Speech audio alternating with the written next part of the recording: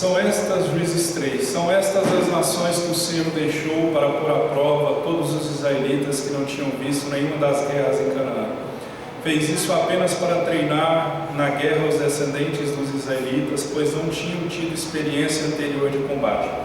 Os 5 governantes dos filisteus, todos os cananeus, os sidônios e os heveus que viviam nos montes do Líbano, desde o monte Baal-Hermon até Lebo-Amate, essas nações foram deixadas para que por elas os israelitas fossem postos à prova, se obedeceriam aos mandamentos que o Senhor dera aos seus antepassados por meio de Moisés. Os israelitas viviam entre os cananeus, os hititas, os amorreus, os ferezeus, os heveus e os jebuseus. Tomaram as filhas deles em casamento e deram suas filhas aos filhos deles e prestaram culto aos deuses deles. Os israelitas fizeram o que o Senhor reprova, pois esqueceram-se do Senhor, o seu Deus, e prestaram culto aos Baalins e à Acera. Acendeu-se a ira do Senhor de tal forma contra Israel que ele os entregou nas mãos de Cuxã-Risataim, rei da Mesopotâmia, por quem os israelitas foram subjugados durante 8 anos. Mas quando clamaram ao Senhor, ele lhes levantou um libertador, Otoniel, filho de Kenaz, o irmão mais novo de Caleb, que os libertou. O Espírito do Senhor veio sobre ele, de modo que ele liderou Israel e foi à guerra. O Senhor entregou Cuxã-Risataim, rei da Mesopotâmia, nas mãos de Otoniel, que prevaleceu contra ele, e a terra teve paz durante 40 anos, até a morte de Otoniel, filho de Kenaz. Aí o ciclo vicioso de pecado e arrependimento começa de novo. Mais uma vez os israelitas fizeram o que o Senhor reprova, e por isso o Senhor deu a Ecrom, rei de Moabe, poder sobre Israel, conseguindo uma aliança com os amonitas e com os amalequitas. Ecrom veio e derrotou Israel e conquistou a cidade das palmeiras. Aqui a cidade das palmeiras é Jericó, que eles tinham destruído. Os israelitas ficaram sob o domínio de Ecrom, rei de Moabe, durante 18 anos.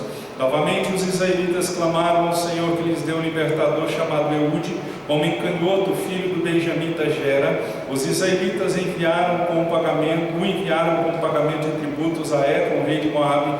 Eude havia feito uma espada de 2 gumes de 45 centímetros de comprimento e tinha amarrado na coxa direita debaixo da roupa. Ele entregou o tributo a Ecrom, rei de Moabe, homem muito gordo. Em seguida, Eude mandou embora os carregadores junto aos ídolos que estão perto de Gilgal. Ele voltou e disse: tenho uma mensagem secreta para o rei. O rei respondeu calado, e todos os seus auxiliares saíram de sua presença. Eude aproximou-se do rei, que estava sentado sozinho na sala superior do palácio de verão, e repetiu: tenho uma mensagem de Deus para ti. Quando o rei se levantou do trono, Eude estendeu a mão esquerda, apanhou a espada de sua coxa direita e cravou-a na barriga do rei, até o cabo penetrou com a lâmina, e como não tirou a espada, a gordura se fechou sobre ela. Então Eude saiu para o pórtico, depois de fechar as trancas para as portas da sala atrás de si.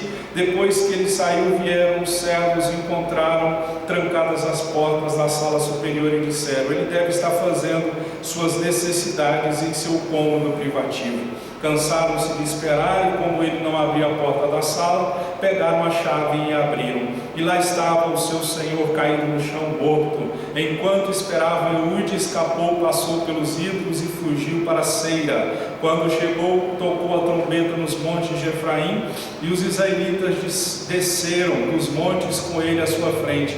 Sigam-me, ordenou, pois o Senhor entregou Moabe, o inimigo de vocês, em suas mãos. Eles o seguiram, tomaram posse do lugar de passagem do Jordão que levava a Moabe, e não deixaram ninguém atravessar o rio. Naquela ocasião mataram cerca de 10.000 moabitas, todos eles fortes e vigorosos, nem um só homem escapou. Naquele dia Moabe foi subjugado por Israel, e a terra teve paz durante 80 anos. Depois de Eude veio Sangar, filho de Anate, que matou 600 filisteus com uma guilhada de bois. Ele também libertou Israel.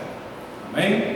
O tema da nossa mensagem de hoje, baseado no Juízes capítulo 3, é as armas da nossa guerra. O apóstolo Paulo, ele disse da seguinte forma: as armas com as quais nós lutamos não são humanas. A palavra do Senhor diz que as nossas armas, a quais nós lutamos nessa luta contra o diabo, elas não são humanas, elas não são carnais. E quando Paulo faz essa declaração, as armas com as quais lutamos não são humanas, parece ser uma declaração feita por um alienígena de um filme, de ficção científica, mas na verdade não é, porque aqui Paulo está escrevendo essas palavras, quando ele diz as armas com as quais nós lutamos não são humanas, ele está escrevendo para ensinar o princípio para a igreja do Senhor que todo cristão deve levar a sério. Qual é esse princípio que Paulo está ensinando quando ele faz essa declaração que as armas que nós lutamos, conforme ele diz, não são humanas? A palavra do Senhor diz que quando Deus quer guerrear, Ele costuma escolher soldados que parecem mais improváveis, e Ele dá a esses soldados armas mais incomuns, e por intermédio deles obtém os resultados mais improváveis. A palavra do Senhor é clara em dizer que quando Deus chama alguém para exercer uma função e para fazer alguma coisa para o seu reino e para a sua obra, Deus escolhe o tolo, o fraco, o humilde, o desprezado. Por que Ele faz isso? Para demonstrar e mostrar o seu poder. Então, quando Deus me chamou e chamou você, como o irmão Tiago diz, por graça e por misericórdia, Ele nos escolheu em fraqueza. A palavra do Senhor diz que nós somos fracos, e o próprio Paulo diz que é da fraqueza que Deus tira força. Então, quando estamos fracos, aí é que nós somos fortes. Então Deus escolhe as coisas que não são para envergonhar as que não são.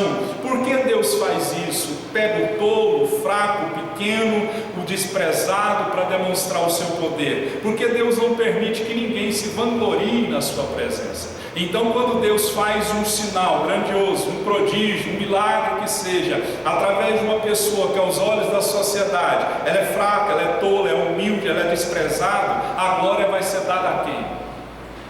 Ao Deus Todo-Poderoso. É por isso que Deus não gosta daqueles que se acham alguma coisa. É por isso que a palavra do Senhor diz que a soberba precede o quê? A queda. A soberba precede a ruína. É por isso que nós temos que entender que nosso Deus, Ele escolhe pessoas improváveis, dá a essas pessoas coisas improváveis, dá a essas pessoas armas incomuns para ter resultados que parecem ser improváveis. A gente percebe que Deus gosta de usar pessoas e coisas improváveis para demonstrar a sua grandeza. É por isso que Deus usa a mim e a você, que são pessoas que são improváveis, que as pessoas aí fora, quem sabe, olham e dizem assim: esse aí não tem um diploma, esse aí não tem um doutorado, esse aí não tem uma pós-graduação, mas ele está pregando a palavra. É o meu caso, eu não tenho diploma nenhum. Se você for perguntar para mim qual é o diploma que você tem, eu não tenho faculdade, eu não tenho curso de oratória, eu simplesmente, o meu diploma, sabe qual é? Joelho no chão. Ele me capacita. Não estou dizendo que não se deva ter.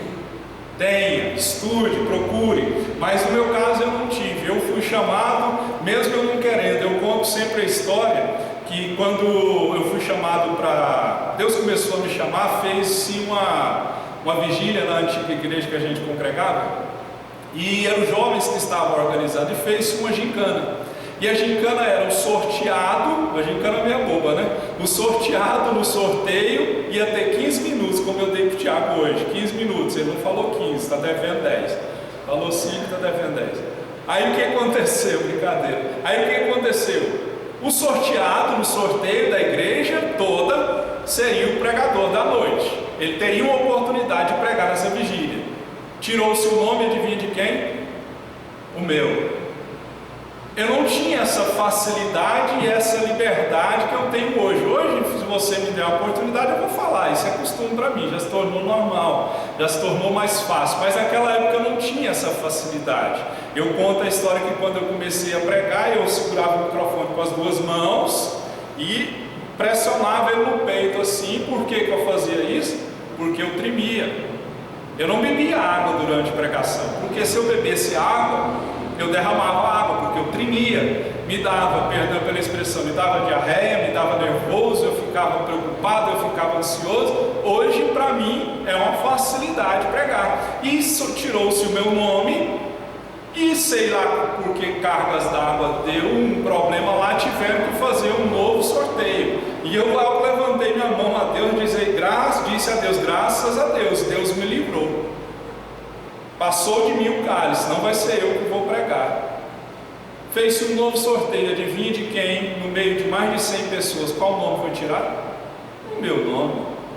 Então, quando Deus chama, não tem como correr, não tem como fugir. É por isso que Deus gosta de usar pessoas e coisas que são improváveis, para demonstrar a sua grandeza. Por isso que Paulo disse, as armas com as quais lutamos, elas não são humanas, elas não são naturais, elas não são carnais, elas são poderosas em Deus, porque o poder e a capacitação, ele vem de Deus. Então Deus usa pessoas e coisas improváveis para demonstrar a sua grandeza. No livro de Juízes, aqui Deus usou o bendito do juiz Sangar aqui, para tanger bois com a vara. Aliás, ele matou mais de 600 homens com a vara de tanger bois. Já viu o fazendeiro? Com aquela arma que tem na ponta, ela tem uma ponta ali afiada para empurrar o boi. É por isso que Paulo lá, Deus diz para Paulo recalcitrar contra os aguilhões, porque Paulo estava resistindo ao chamado de Deus. Aí o que Deus falou para ele? Olha, Paulo, você está recalcitrando contra os aguilhões. Deus estava empurrando, cutucando Paulo, e Paulo estava tentando fugir. Então Gideão derrotou os midianitas armado apenas com cântaros e tochas. Sansão matou 1000 filisteus com a queixada de um jumento. Davi matou Golias com uma funda, uma pedra. Então Deus usa pessoas e coisas improváveis para mostrar que Ele é Senhor. E eu escrevi aqui 25 centavos. O que é esse 25 centavos? Lembre-se que Deus usa pessoas e coisas improváveis para fazer a sua obra. Eu escrevi aqui a caneta apoio, 25 centavos. Quando eu comecei a igreja, eu tinha na conta 25 centavos. E a situação era tão terrível que eu fui na loteria e tentei tirar esses 25 centavos. Aí a moça, ainda passei uma vergonha. A moça do caixa disse assim, moço, só pode tirar acima de R$1, R$2. Aí eu falei, você tem certeza que você não pode me dar esses R$25? Ele já estava bom, pensei comigo. Hã? R$25, 25 centavos, obrigado, 25 centavos, era o que eu tinha.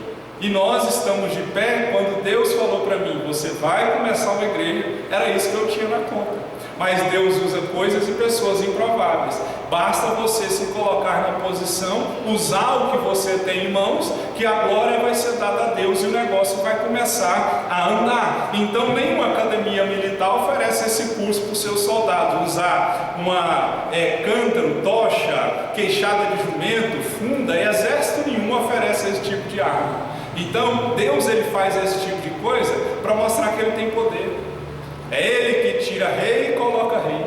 É Ele que exalta e é Ele que derruba, que abate, que é Ele que traz honra e é Ele que traz a vergonha sobre aqueles que não obedecem a Ele. Então nós estamos numa batalha espiritual, e nessa batalha espiritual nosso maior inimigo não somos uns aos outros, não é o ser humano. Nosso maior inimigo é Satanás e seus exércitos. Efésios capítulo 6, verso 10 ao 19 diz que a nossa luta não é contra a carne, ela não é contra sangue, mas ela é contra principados, potestades, forças espirituais do mal e espíritos dominadores. Então esse é o nosso inimigo. Então nós não vivemos nos tempos de Juízes, mas a natureza humana não mudou de lá para cá. Por que eu estou falando isso? Porque Deus ainda está à procura de homens e mulheres que tenham poder, homens e mulheres que tenham estratégia, homens e mulheres que tenham coragem.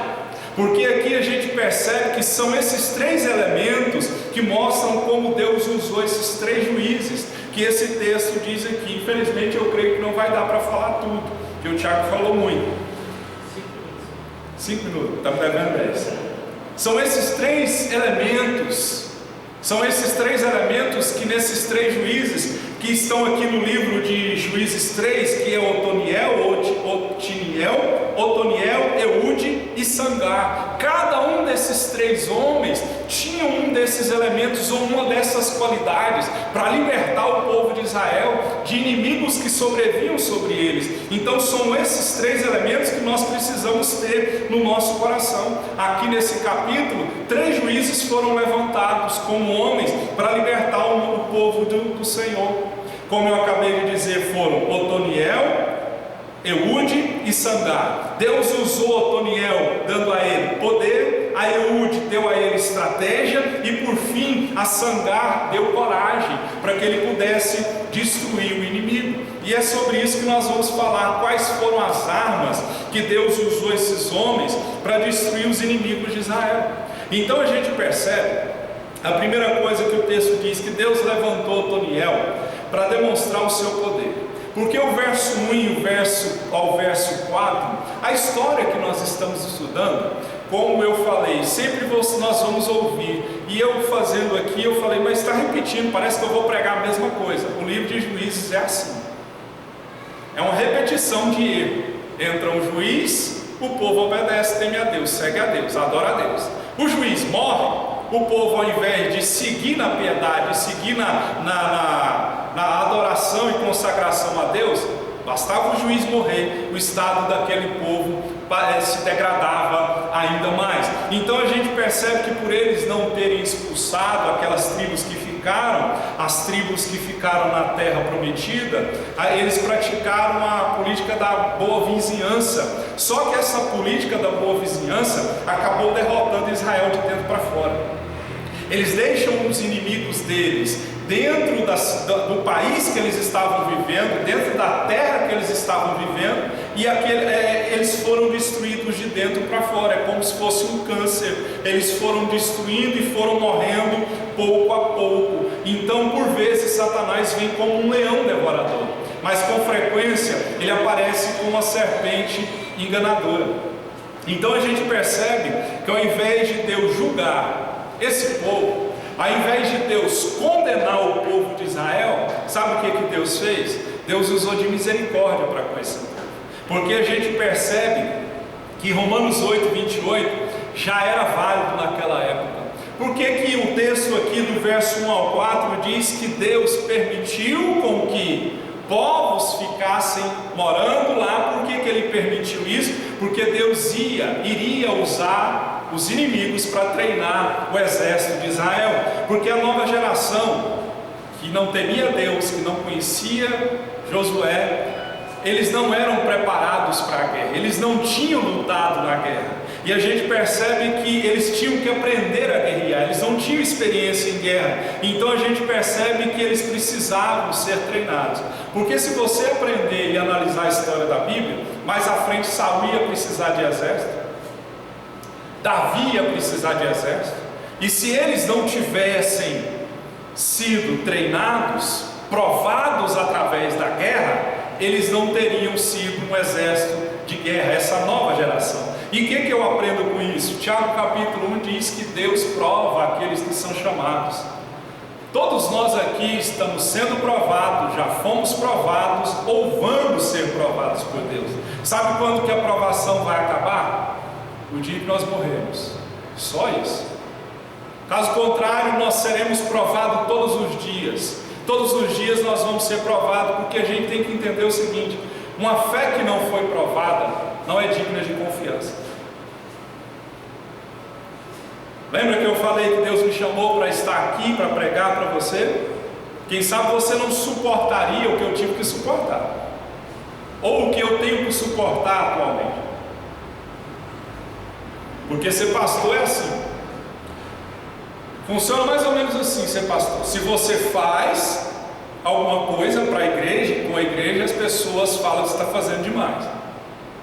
Se você não faz, as pessoas falam que você não está fazendo.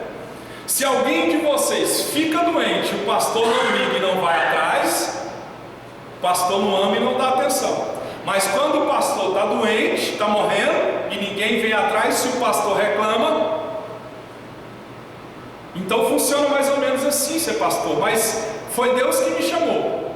Como disse Amós, foi Deus que me chamou para ser profeta. Acho que é mais ou menos assim. Então, para que eu pudesse ser pastor, uma das coisas que Deus me fez passar foi a minha casa ser furtada 7 vezes. Já contei isso para vocês. 1, 2, 3, 4, 5, 6, 7. Se você olhar o número 7 na Bíblia, fala-se de perfeição. Então Deus me provou 7 vezes, uma atrás da outra. Era questão de meses. Entrava lá o ladrão e usurpava aquilo que eu tinha. Então a gente percebe que Deus usou de misericórdia com esse povo, usando o inimigo que estava na terra para treinar o povo de Israel. É por isso que Romanos 8, 28 diz que todas as coisas cooperam para o bem. Então isso que você está passando, que você acha que é ruim, que é mal, que parece que não vai trazer benefício nenhum para você, Jesus disse algo quando ele estava prestes a morrer. Ele disse assim: o que eu faço agora vocês não entendem, vocês vão compreender depois. A provação serve para isso. Você não entende nada o que está acontecendo quando você está sendo provado. Mas depois que a provação passa, você chega na bênção, você chega na terra prometida, aí você consegue olhar para trás e dizer: Deus verdadeiramente estava comigo, eu não estava vendo.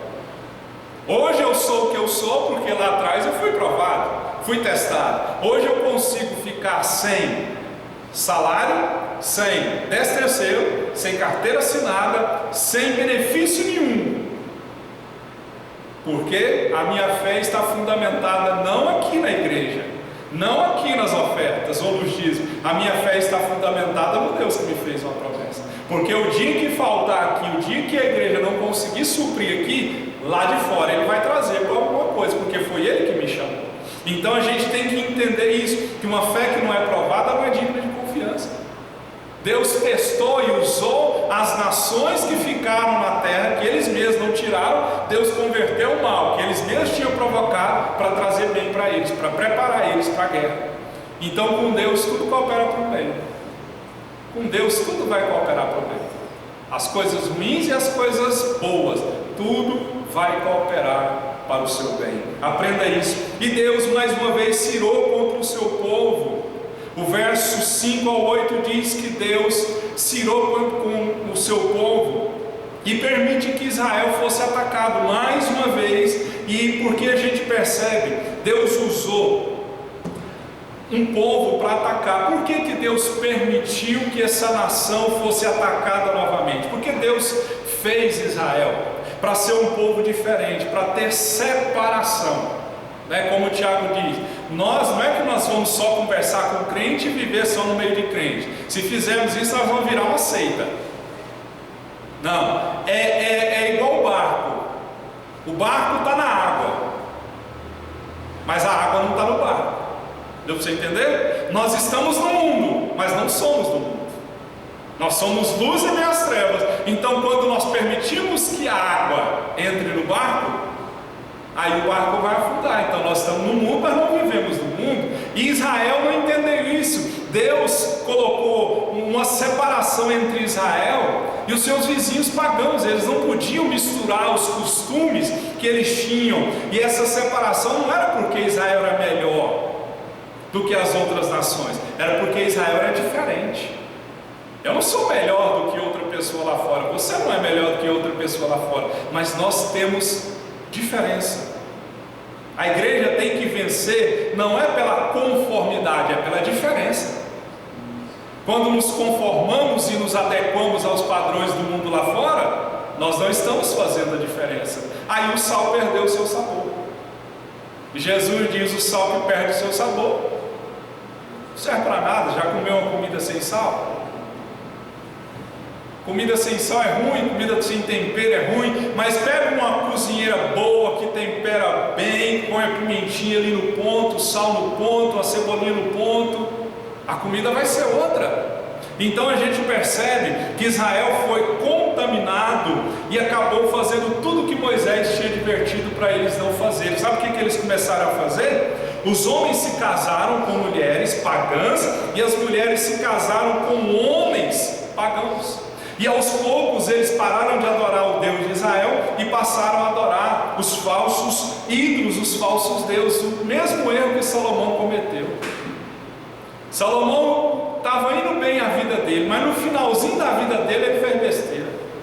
Ele casa com uma mulher, eu não lembro de que adorava qual Deus lá, mas ele casa com uma mulher que adorava um Deus estranho, uma mulher idólatra, e a Bíblia diz que ele fez até um altar para os deuses dessa mulher.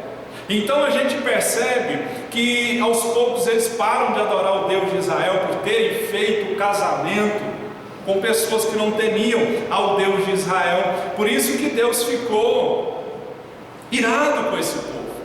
E qual foi o modo de Deus trazer juízo sobre esse povo? Ele levanta um rei, usa um rei que chamava Cusã, aqui chama Cuxã-Risataim. Esse nome Cuxã-Risataim significa duplamente perverso.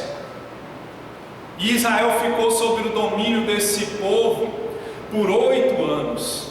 8 anos eles ficaram sofrendo. Sabe o que Charles Spurgeon disse? Que Deus não permite com que o seu povo peque com sucesso.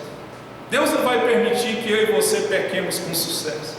Não vai permitir, porque o nosso pecado sempre vai trazer sobre nós a mão disciplinadora de Deus. Deus não vai permitir que a gente peque com sucesso. Não vai. Pode começar a dar certo no começo, mas lá na frente Deus vai fechar a porta, Deus vai trazer de volta. Deus vai fazer com que tudo, vai cercar essa pessoa de tal forma que fugiu dos caminhos do Senhor. Eu comparo o nosso Deus com um pescador. Eu sempre conto essa história aqui. Quem aqui já pescou sabe. Imagine, para agilizar aqui a minha história. Você está lá pescando, você pescou um peixe. O peixe não vai vir facilmente, vai se debater. Lembre que você é o peixe, o pescador é Jesus. O que vai acontecer? O peixe vai, com o anzol na boca, ele vai se debater, vai lutar até que as forças dele se acabem. O pescador não pode puxar de uma vez, porque senão a linha vai arrebentar. Qual vai ser o papel do pescador? Deixa o peixe ir. De vez em quando você puxa um pouquinho, deixa ele mais um pouquinho, de vez em quando você puxa mais um pouquinho. A hora que ele cansar, o pescador vai puxar. Lembra do filho pródigo? Foi, gastou tudo que tinha, e ele diz assim: vou voltar para a casa do meu pai. Lá até os empregados do meu pai comem melhor do que eu. Estou aqui comendo comida de porco. Vou voltar para a casa do meu pai. Aí é a hora que a Bíblia diz, Lucas 15, o filho pródigo diz, a Bíblia diz assim, caindo em si, caiu a ficha do filho pródigo. Ele falou: vou voltar, opa. Aí é a hora que o pescador, que é Deus, vai puxar a linha. Só que a hora que puxa a linha, vai doer. Vai passar pelo tratamento, vai passar pelo quebrantamento, vai passar pelo arrependimento, vai passar por toda uma transformação novamente. Então a gente percebe que Deus não vai permitir que eu e você pequemos com sucesso. Deus viu o povo casando com pessoas que não temiam ao Deus de Israel, e o que aconteceu? Eles tiveram que ser invadidos. E por isso que Paulo faz uma exigência. Quem viu a mensagem do grupo lá, por isso que Paulo faz uma exigência a respeito do jugo desigual. Paulo disse assim: não vos ponhais em jugo desigual com os incrédulos. Lá no grupo tem, no grupo da igreja, pega aí quem está no grupo.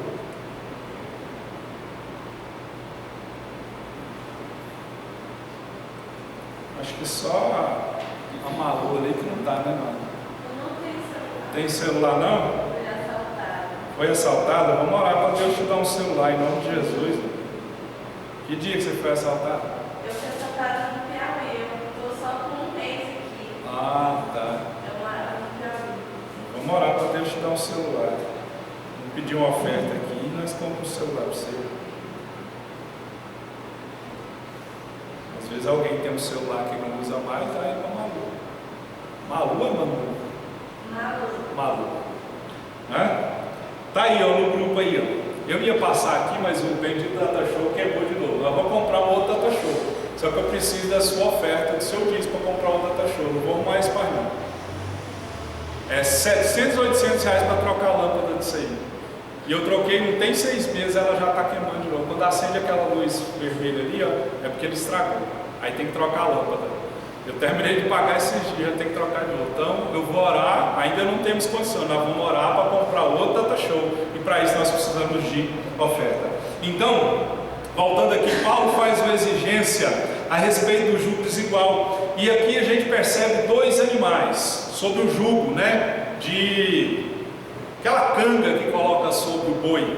Tem um burro e um boi. São 2 animais em um jugo do arado, eram compatíveis ao trabalho de arar o solo. O trabalho era comprometido e os animais corriam risco. Então essa expressão, jugo desigual, traz a ideia de alguém estar num jugo desnivelado. O pano de fundo é a proibição, antigamente, de pôr animais de natureza diferente sobre o mesmo jugo. Tinha uma proibição, segundo a lei, de colocar junto o boi e o jumento. Por quê?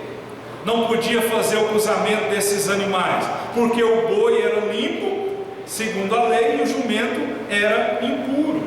Então, quando Paulo faz a expressão, ele usa a expressão, não vos ponhais sobre jugo desigual com os incrédulos, a gente percebe que a ideia que Paulo está transmitindo é que certas coisas, existem certas coisas que são distintas, incompatíveis, que jamais podem ser naturalmente unidas. E quando se fala de jugo desigual, essa expressão também pode estar incluída, e está incluída, na metáfora do casamento.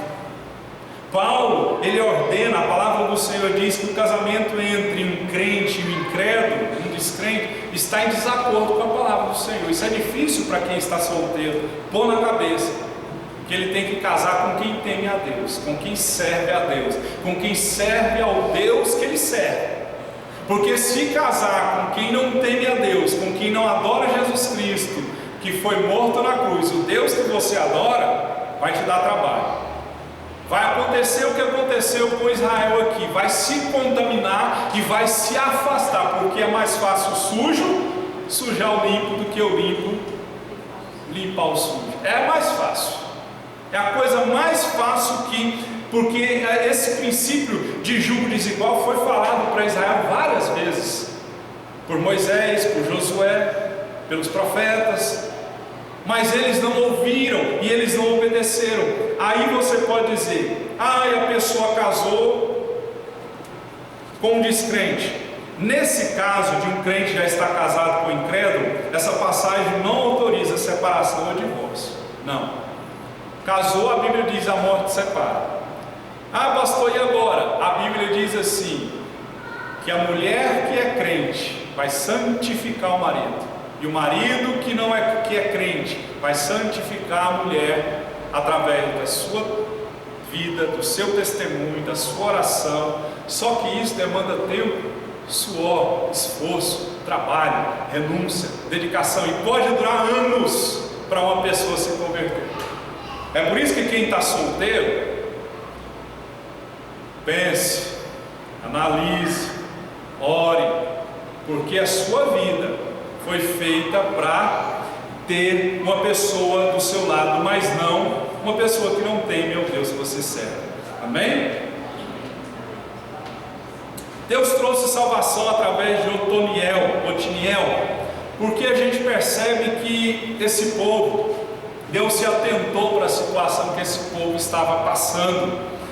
Do verso 9 ao 11, não tem nenhuma evidência que esse povo se arrependeu do mal que eles tinham cometido. Mas mesmo assim, Deus atenta para a situação que esse povo estava passando. Eles foram subjugados por 8 anos escravos. E percebe-se que Deus atentou para esse povo, e Deus levanta Otiniel para libertar esse povo. E quando Deus levanta Otoniel estava à disposição do Senhor. Entenda, para Deus te usar, você tem que estar à disposição dele. Só que quando Deus chama, normalmente você vai estar ocupado com alguma coisa. Eu sempre conto a história aqui, ou você vai estar no seu conforto. Eu sempre conto a história que eu passei um dia muito cansativo. Eu cheguei em casa, tomei banho, deitei, comi e deitei na frente da televisão e pensei ali, comecei a cochilar, né? Aquele cochilo bom depois da janta, depois do almoço, quem nunca teve, né? Ainda mais a gente vai ficando mais velhinho, é você comer, você encosta, você nem vê a hora que você dorme. Você concorda comigo? Você nem vê a hora que você dorme. Aí o que aconteceu? Eu peguei, meu celular toca, pastor, estou internada, o senhor pode vir aqui orar para mim? Isso era 7h30, 8 horas, quase 9, era esse horário. O senhor pode vir orar para mim? E a abençoada estava ali naquele hospital que tem ali perto do corpo de bombeiro, tem a Cical, é Cical? Em frente ao corpo de bombeiro ali no outro, é Cical? Jorlan, né?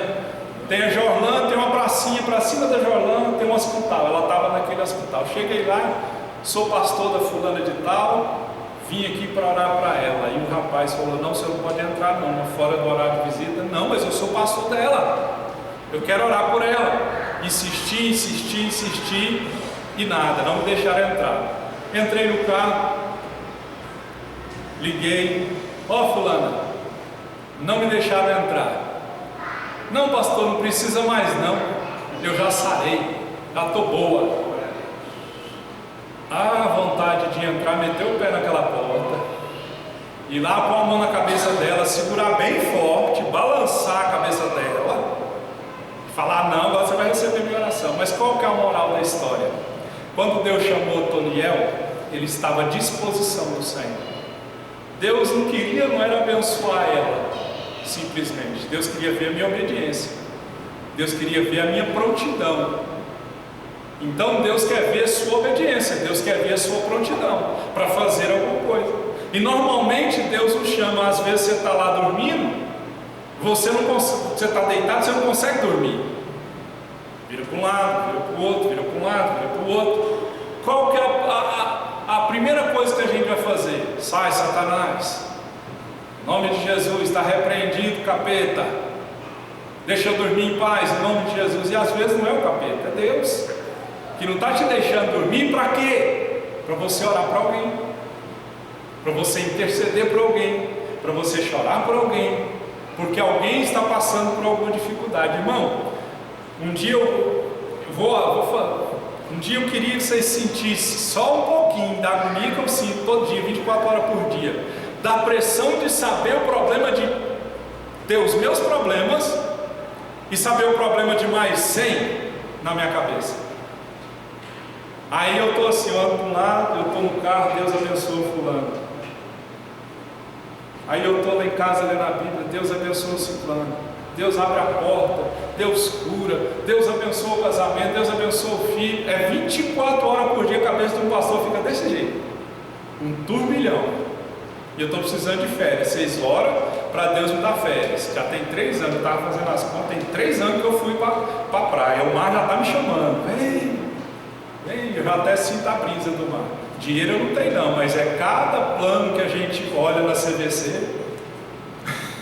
Dinheiro a gente não tem não, mas é cada plano que a gente vai lá e faz. Você já fez isso? Você viaja só nos planos da CVC. Mas em nome de Jesus nós vamos para a praia. Então Paulo faz essa exigência sobre julgo desigual. Você é diferente, você tem que fazer a diferença.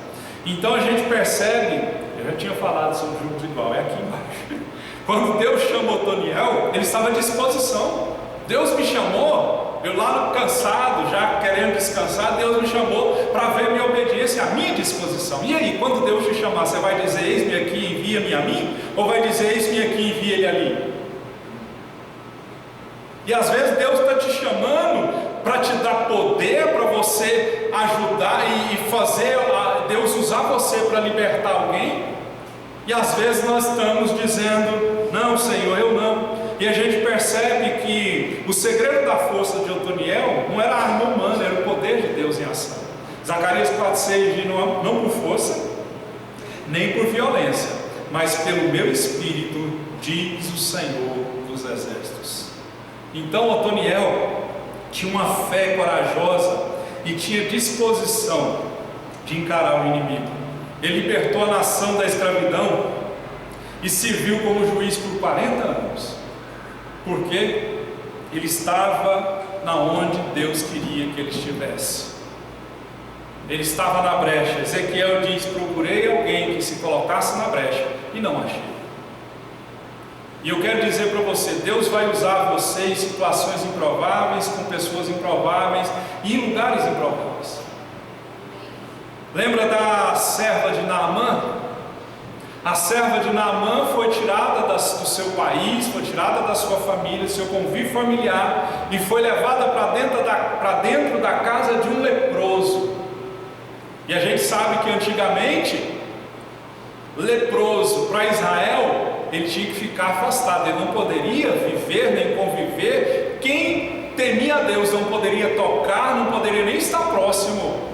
Aí o Deus de Israel, com sua sabedoria, com o seu poder de dizer que tudo coopera para o bem, pega uma menina, uma jovem, tira essa jovem, coloca ela dentro da casa de um homem. Mas ela foi usada onde ela estava, na posição que ela estava. Sabe o que aconteceu? Ela vira para um homem leproso, comandante do exército, e diz assim: olha, lá em Israel tem Elias, né? Elias, ele ora e o negócio acontece. Deus está usando ele para fazer milagre. Então, queridos, Deus vai usar você, quem sabe, no meio da sua família, no seu trabalho, no ônibus, no elevador, lugares improváveis. Eu digo para você, eu fui no supermercado essa semana. Deus me usa muito para falar com as meninas do caixa do supermercado. Aí eu cheguei lá e estou passando as compras, e eu perguntei para a menina, eu olhei Deus falando: fala. Fala, não. Fala não. Menina, qual que é o seu nome? Ela logo já regalou o olho, né? Porque mulher vendo um homem perguntar o nome, ela já pensa que está com segunda intenção. Qual que é o seu nome? Vitória. Vitória, Deus manda dizer para você assim, que tem muitas pessoas que estão no seu convívio familiar e convívio de amigos, que não querem o seu bem, só querem o seu mal. Você já ouviu falar da história de José, Vitória? Pois é, tem muitos irmãos de José ao seu redor, Vitória. Então fique esperta, não abra a sua vida para todo mundo não, Vitória. Ela baixou a cabeça, deu um sorrisinho. Quando ela falou que conhecia a história dos irmãos de José, ela é crente. Ou foi, porque ela conhecia. Então, queridos, Deus quer usar você, sua família, seu trabalho, no ônibus. Eu vi um vídeo esses dias para trás de um rapaz, ele não é cristão, você vê como que Deus usa as situações. Esse rapaz, ele é fotógrafo, ele estava em Trancoso, vocês devem ter visto esse vídeo. E ele faz, o trabalho dele é o seguinte: ele pega pessoas improváveis, pessoas comuns. Eu sou fotógrafo, quero tirar umas fotos suas, eu te mando. Quanto tem que pagar? Não, nada. E ele tirou a foto, aí passa uma mulher: oi, tudo bem, quero tirar uma foto. Sua mulher estava chorando, em prantos. Hoje não é um dia bom, não, mas conversa vai, conversa vem. No final da história, a menina estava sorrindo, e as fotos ficaram lindas e maravilhosas. Então, Deus quer usar você com poder. Mas para que isso aconteça, você tem que dizer para Deus: eis-me aqui, Senhor, me usa. No seu trabalho, na sua casa, na sua família. Não pode ficar escondido. Luz, foi feita para estar em posição de destaque. Então, Otoniel serviu como juiz por 40 anos, ele dependeu de Deus para conquistar a vitória, para libertar Israel, porque ele tinha o poder de Deus, ele recebe o poder de Deus. Então não é força, não é violência, é o Espírito Santo. Aí você pode dizer: pastor, não sei falar, não sei pregar. Irmão, eu já falei para vocês, pega seu WhatsApp, faz uma lista de transmissão, manda lá um versículo. Deus amou o mundo de tal maneira que deu seu Filho unigênito, para que todo aquele que nele cresce não viesse a perecer, mas tivesse vida eterna. João 3,16. Escreve lá embaixo: Jesus te ama, Ele perdoa os seus pecados, e manda. É um jeito de evangelizar, não é? Nem isso o povo de Deus está fazendo. E fica aqui uma bronca para vocês: eu compartilho vídeo meu, eu compartilho imagens, e o povo da igreja não compartilha. Não vejo no status de vocês nada sobre a igreja, nada que eu posto. Mas eu já vi vocês postando de padre, de outros pastores. Vocês não postam nada que o pastor de vocês posta. É uma bronca. Não divulga o nome da igreja. Quando você divulga o nome da igreja, você divulga os trabalhos da igreja, você está evangelizando, você está mostrando o Deus que você serve, a igreja que você congrega. Nem isso o povo aqui está fazendo. Mas até de padre eu já vi vocês compartilhando as coisas. Não estou questionando o padre. Tem padre que fala que é mais crente do que muito pastor. Mas o que eu estou querendo dizer é que muitas vezes as armas Deus já colocou na nossa mão, mas a gente não está usando essas armas. E nós estamos nos escondendo. Amém?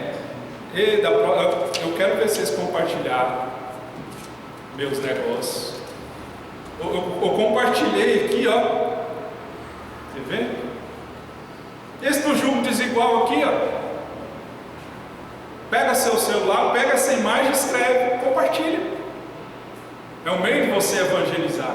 Então, o nosso tempo já acabou. A pizza deve estar chegando. Glória a Deus. Você falou glória a Deus por causa da pizza, tem a ceia. Você falou glória a Deus por causa da pizza ou por causa da mensagem? Ah, foi. Por causa da ceia, Santa Ceia, ou por causa da pizza depois? Vamos ficar de pé. Não vai dar tempo de falar dos outros juízes, mas depois, no próximo domingo, a gente dá uma pincelada aqui. Amém? A gente fala sobre os outros juízes. Amém? Então nós vamos orar. Nós vamos orar. E vamos pedir que Deus nos dê graça para nós não nos contaminarmos com o povo de Israel. E vamos pedir a Deus poder de Deus, para que nós sejamos usados na mão dele, em tempo e fora de tempo. Lembra daquela música da Aline Barros? Usa-me, Senhor, como um farol que brilha à noite. Amém? Nós vamos orar assim.